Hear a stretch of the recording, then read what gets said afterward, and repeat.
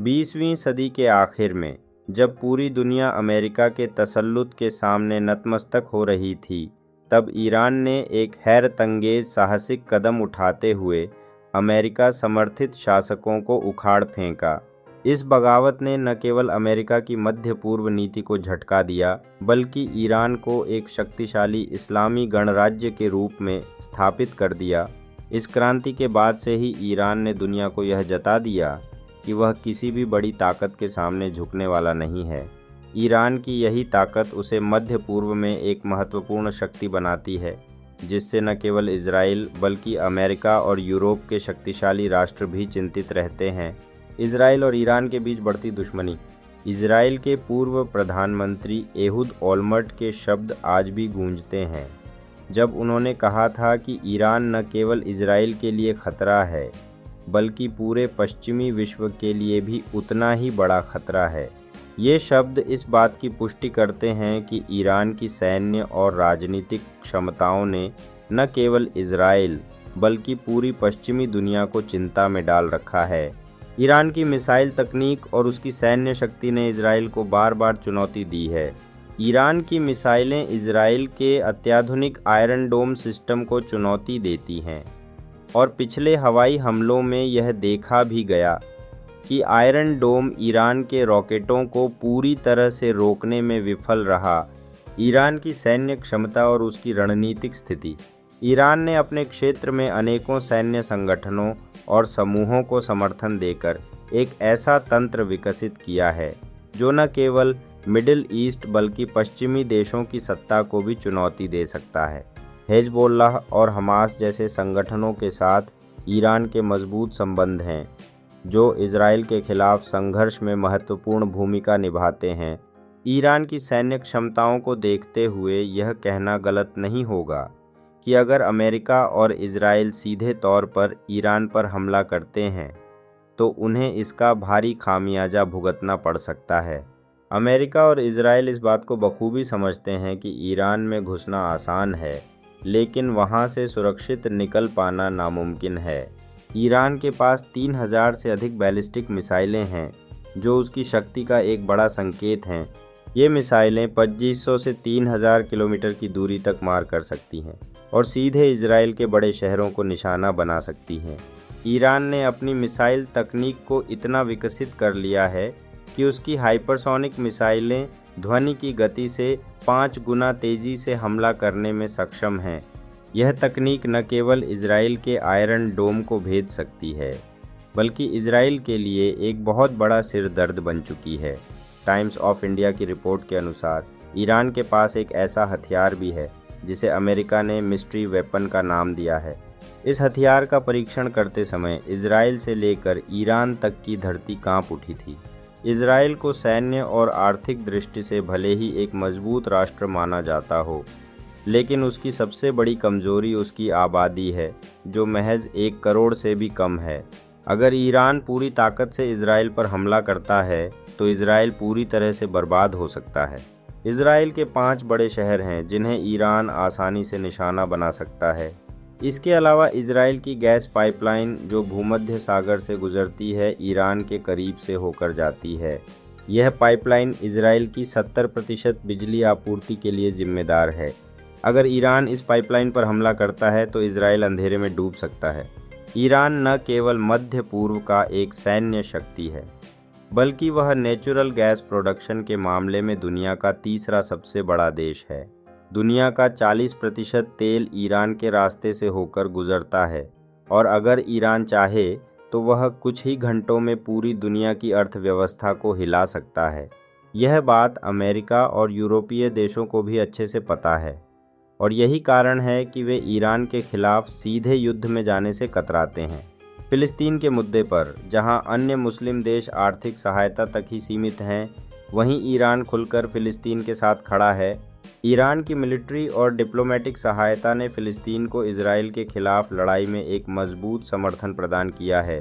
Gaza के मुसलमानों के संघर्ष में ईरान ने हमेशा उनका साथ दिया है, और लेबनान से लेकर हमास तक हर जगह ईरान का प्रभाव देखा जा सकता है। आज जब अन्य मुस्लिम देश इजराइल के खिलाफ खुलकर बोलने से कतराते हैं, ईरान बिना किसी डर के इजराइल को चुनौती देता है। यही कारण है कि इजराइल और अमेरिका ने ईरान के खिलाफ सबसे ज़्यादा जासूसी अभियान चलाए हैं। वे जानते हैं कि 97 मुस्लिम देशों में केवल ईरान ही है जो इजराइल के लिए एक वास्तविक खतरा बन सकता है।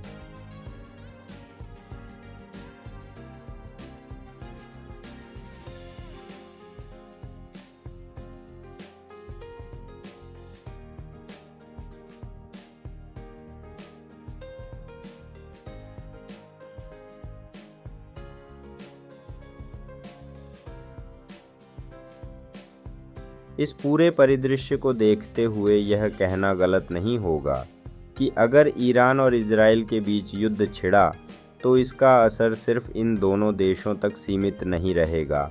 यह एक अंतर्राष्ट्रीय संघर्ष का रूप ले सकता है जिसमें दुनिया की सबसे बड़ी शक्तियां भी शामिल होंगी। ईरान की सैन्य ताकत, उसकी मिसाइल तकनीक और फिलिस्तीन के प्रति उसकी प्रतिबद्धता ने उसे न केवल इजराइल बल्कि पूरे पश्चिमी विश्व के लिए एक बड़ा खतरा बना दिया है। ईरान की सबसे बड़ी सैन्य ताकत उसके भूमिगत हथियार हैं। कहा जाता है कि ईरान ने अपने न्यूक्लियर प्लांट और सैन्य ठिकानों को पहाड़ों के भीतर इतनी गहराई में बना रखा है कि उन पर हमला करना लगभग असंभव है। विशेष रूप से कुम शहर में मौजूद न्यूक्लियर पावर प्लांट को सबसे सुरक्षित सैन्य ठिकानों में से एक माना जाता है। यह प्लांट लगभग 300 फीट नीचे पहाड़ों के बीच स्थित है, जिसे बमबारी से क्षति पहुंचाना बेहद मुश्किल है। अमेरिकी 5000 पाउंड के बंकर बस्टर बम भी इस ठिकाने का कुछ नहीं बिगाड़ सकते। यह सैन्य रणनीति ईरान की सुरक्षा को सुनिश्चित करने के लिए बनाई गई है ताकि किसी भी बाहरी आक्रमण के खिलाफ वह अपनी रक्षा कर सके। इसके अलावा यह भी माना जाता है कि इसी प्लांट में ईरान ने परमाणु हथियार विकसित किए हैं, जिससे इजराइल और अमेरिका हमेशा चिंतित रहते हैं। ईरान ने समय के साथ हाइब्रिड युद्ध की रणनीतियों को अपना लिया है।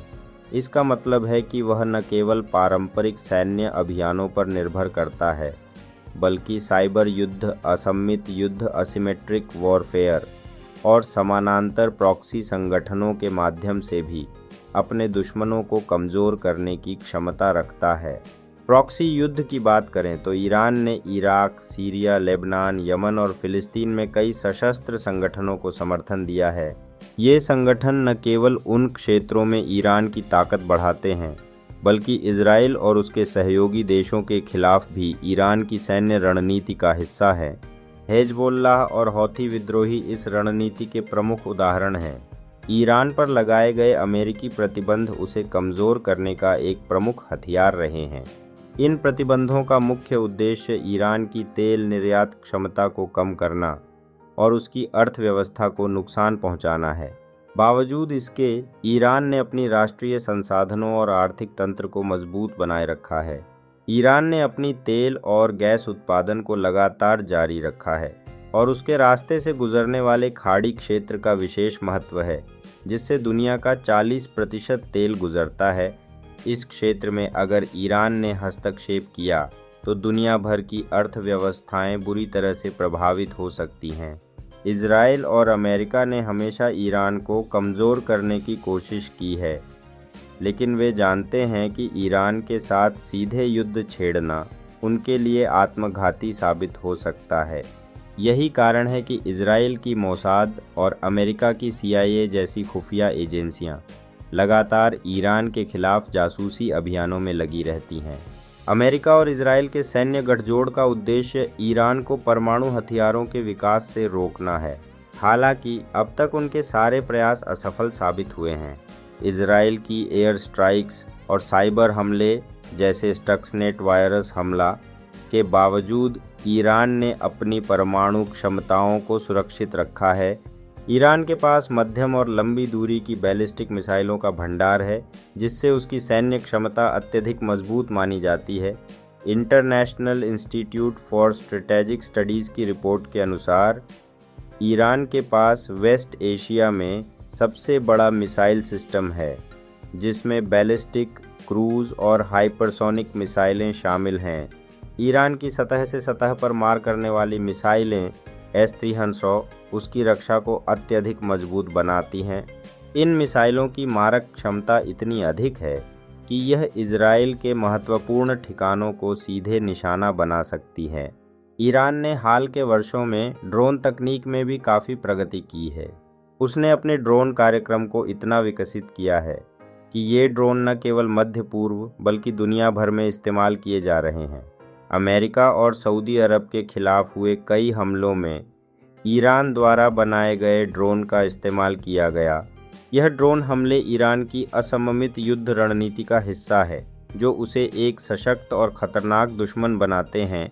इजराइल का सबसे बड़ा डर उसकी जनसंख्या है। उसकी जनसंख्या केवल 1 करोड़ से भी कम है, जो उसकी सुरक्षा के लिहाज से बहुत बड़ी कमजोरी है। अगर ईरान ने अपने पूरी ताकत के साथ इजराइल पर हमला किया तो इजराइल के लिए खुद को बचा पाना बेहद मुश्किल होगा। इजराइल अपनी आर्थिक मजबूती के लिए बाहरी देशों पर निर्भर है, खासकर अमेरिका पर।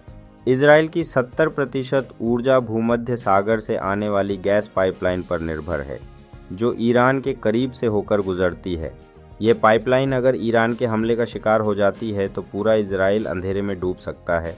मध्य पूर्व के अन्य मुस्लिम देशों के मुकाबले ईरान ने हमेशा फिलिस्तीन के मुसलमानों ग्रेटर इजराइल की योजना केवल फिलिस्तीन और गाजा तक फिलिस्तीन की केवल इजराइल का उद्देश्य मक्का और मदीना तक ईरान ने न केवल आर्थिक बल्कि सैन्य और राजनीतिक ईरान अच्छी तरह जानता है। ईरान का यही कारण है कि वह इजराइल के खिलाफ अपने इजराइल के खिलाफ धीमा नहीं बोलता है और फिलिस्तीनी संगठन हमास को पूरी तरह से समर्थन कर लिया है कि वह न केवल इजराइल के क्षेत्रीय विस्तार को रोक सकता है, बल्कि उसे जवाबी हमला करके उसकी सत्ता को ख़त्म भी कर सकता है। ईरान ने खुद को एक ऐसे देश के रूप में स्थापित किया है जो किसी भी बड़ी ताकत के सामने झुकने वाला नहीं है।